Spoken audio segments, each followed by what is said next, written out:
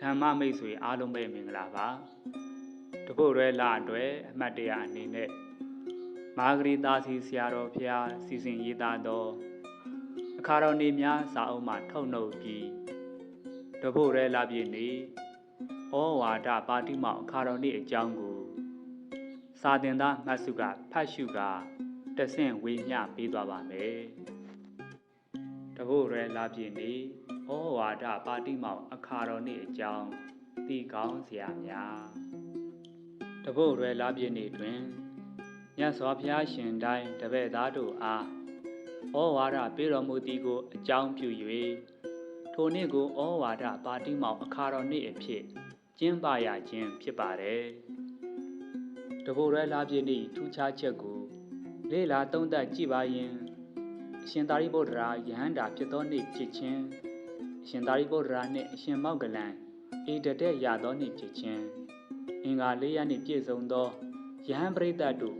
အလိုအလျောက်စုဝေးမိသောနေ့ဖြစ်ခြင်းမြတ်စွာဘုရားရှင်တိုင်းဩဝါဒပါတိမောက်ပြတော်မူသောနေ့ဖြစ်ခြင်းဟူသော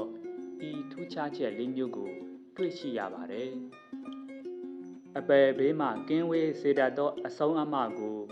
ဩဝါဒဟုခေါ်ပါတယ်ထိုဩဝါဒမိန့်ကြားတော်မူခြင်းကို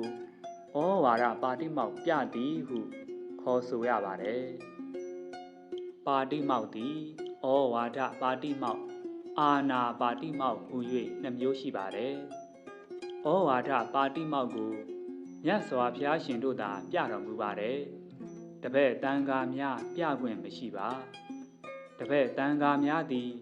အာနာပါတိမောက်ကိုသာပြခွင့်ရှိပါတယ်တတ်တော်ရှိသောမြတ်စွာဘုရားရှင်တို့သည်ဩဝါဒပါတိမောက်ကိုအသက်ထက်ဆုံးပြတော်မူကြပါတယ်တတ်တန်းတူသောမြတ်စွာဘုရားရှင်တို့သည်ဩဝါဒပါတိမောက်ကိုဝါတော်20အတွင်းမှသာပြတော်မူကြပါတယ်လောဘဒေါသစသောဇယိုက်များထူပြောချိန်တွင်ဩဝါဒတည်မြဲရန်ခဲရင်သောကြောင့်ဝါတော်20ကျော်လွန်လျင်တပည့်တန်ဃာတို့အားအာနာပါတိမောက်ကိုပြစေရပါတယ်မြတ်စွာဘုရားရှင်တို့သည်ဩဝါဒပါတိမောက်ကိုတပုတ်ရဲလပြည့်နေ့နှင့်ကြုံကြိုက်ခြင်းအေဟိဘိက္ခုယဟန်ချီတာဖြစ်ခြင်းစလာဘိညပဋိသင်္ပိတာပတ္တယဟန္တာချီတာဖြစ်ခြင်းမြည်သူမြမပင့်ဖိတ်ပဲစုဝေးမိခြင်းဟူသောအင်္ဂါ၄ချက်နှင့်ပြည့်စုံမှဩဝါဒပြမြဲဖြစ်ပါတယ်ဂေါရမမြတ်စွာဘုရားရှင်သည်မဟာတက္ကရာ103ခုနှစ်တပုတ်ရဲလပြည့်နေ့တွင်အထက်ဖော်ပြပါအင်္ဂါ၄ရက်နှင့်ပြည့်စုံသောကတ္တပညီနောင်ရှင်တထောင်အရှင်သာရိပုတ္တရာအရှင်မောက္ကလံနှင့်တပည့်250စုစုပေါင်းယဟန္တာ1252ပါးတို့အားဂါရာသုံးပုဒ်ဖြင့်ဩဝါဒပါတိမောက်ကိုပြတော်မူခဲ့ပါတယ်ဩဝါဒပါတိမောက်ဂါရာများသည်သီလသမာဓိပညာကိုဟောကြားထားတဲ့အတွက်ပိဋကတ်3ပုံအနှစ်ချုပ်တရားလို့ခေါ်ပါတယ်